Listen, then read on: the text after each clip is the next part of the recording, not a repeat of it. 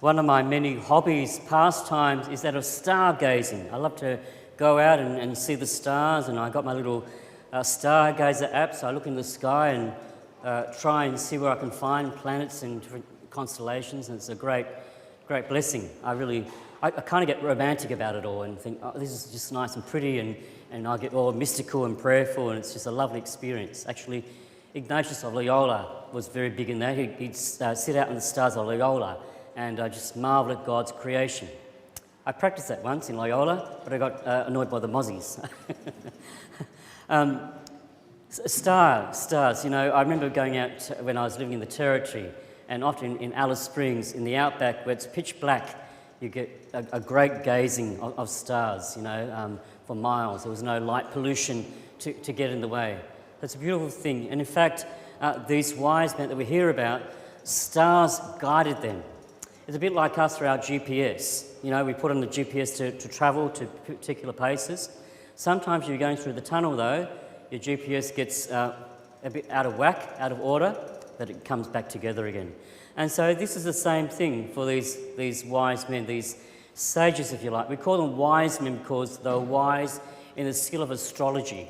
They were stargazers, and they were governed, and their lives were dictated by this amazing GPS in the sky. They'd read the stars.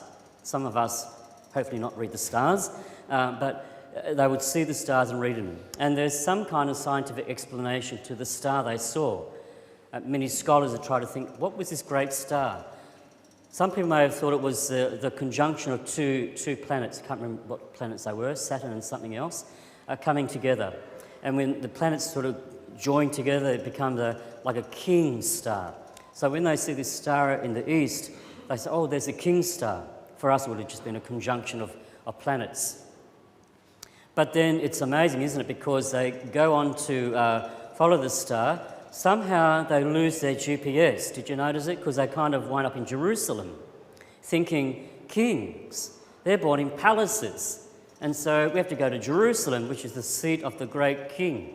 And so they go and inquire of Herod, which is a natural thing. They must have got the shock of their lives when they found out notes in Bethlehem. Oh, okay, is there a palace in Bethlehem? That kind of out of place, that kind of place they call the house of bread. Is there anything in that house of bread? Well, yes, they saw the King of the Jews in that house of bread, Bethlehem. And coming, maybe in the shock of their lives, they see a little baby in a house, they're told, not in the manger, as we put it here, in a house, maybe how many years? Maybe 6 months, a year old, 2 years old, the child is with them.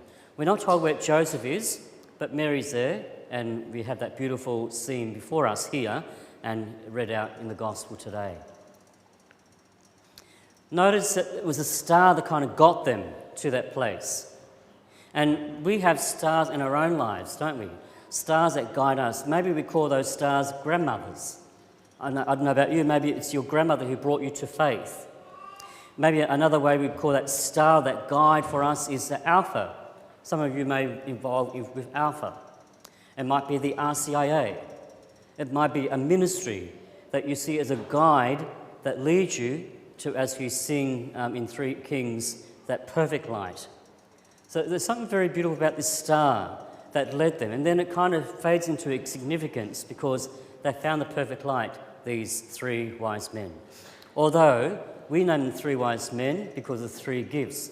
We heard in the first reading it was dromedaries, throngs, maybe, I don't know, tens of hundreds. Maybe we hear about nations coming, the prophetic word that comes through Isaiah. So we only have 3, but there may have been many that came to give him homage.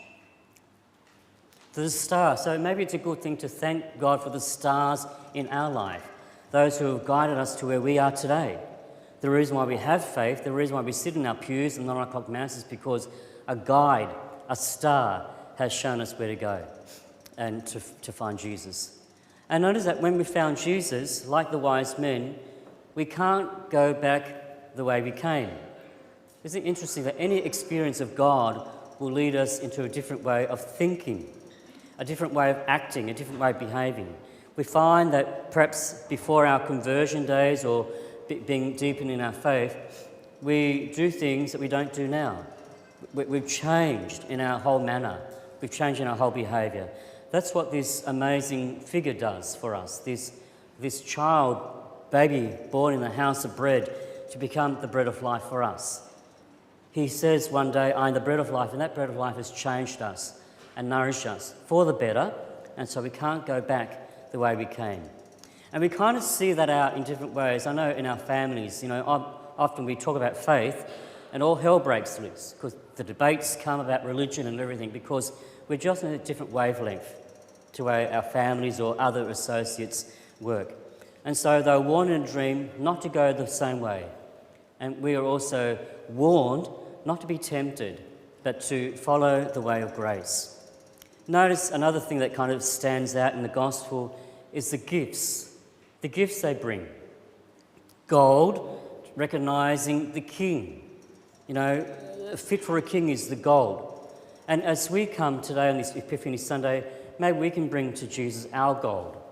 Maybe the gold is our skills. The gold is of our gifts. The gold of our best intentions. Maybe the wise men give us the example, the inspiration to come to Jesus today, to come to God on this day as the beginning of a new year and give to him our gifts. Where can I use my gifts, Lord?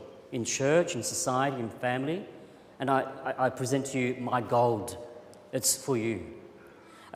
Frankincense, signifying Jesus' priestly role. These were priests, these wise men. They came from a particular Oriental order, Zoroastrian or whatever, I can't pronounce it. It starts with Z, like Zora. And they were of a priestly caste. So they admire in this babe born in the house of bread, this babe will be a king. So they do the normal thing. They worship, they bow before him, offer him incense. We can offer our incense in our priestliness. All of us are priests, prophet and king through our baptism. So we offer to God a priest sacrifices, offer sacrifice. So offer your sacrifice, the pain, the inconveniences of our day, the crosses we have to bear. We bring that before the child today to God, and God will make it a pleasing sacrifice to the Father. And finally, that myrrh, that beautiful perfumed myrrh that we know Jesus will be 33 years later embalmed with the perfumed oil. This symbolises his mortality, his humanity. And so we too can bring our myrrh.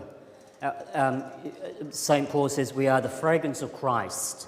We bring to him the offering of our lives, our humanity, our daily lives, our daily ends, that we can bring this before God, and Jesus is pleased with that.